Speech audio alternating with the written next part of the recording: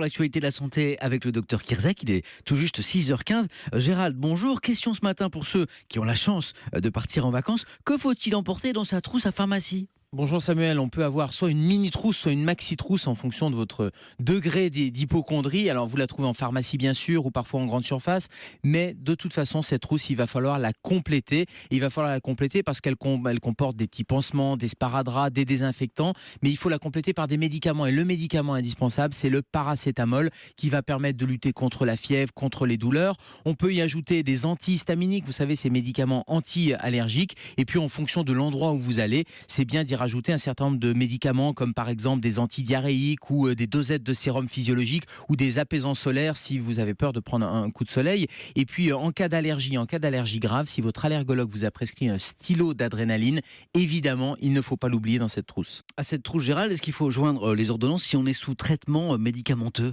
Toujours joindre les ordonnances que votre médecin vous a faites. Non seulement il vous a fait des ordonnances en français avec le nom commercial, mais théoriquement, il doit les faire en DCI, en dénomination commune internationale. Et ça, c'est important, surtout si vous partez à l'étranger, parce que ça va permettre aux pharmaciens partout dans le monde de savoir de quelle molécule il s'agit. Et c'est important parce que les noms de médicaments ne sont pas tous les mêmes suivant les pays. Et puis, bien sûr, il faut prendre son traitement une quantité suffisante, ou si on part très longtemps, il faut vérifier qu'on puisse avoir ce renouvellement d'ordonnance, que les médicaments existent bien à l'endroit où on va.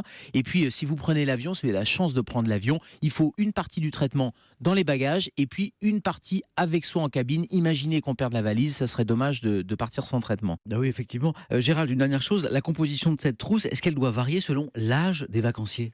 Elle doit varier selon l'âge du vacancier, j'allais dire, parce que les enfants, il faut des dosages pédiatriques. Et je rappelle que le paracétamol, c'est 60 mg par kilo et par jour. Donc ça veut dire qu'il faut vraiment, en fonction du poids, donner la dose adaptée. Et puis, le carnet de santé, c'est plus chez les enfants que chez les adultes. Mais ce carnet de santé, vous allez faire un petit point sur les vaccinations aussi.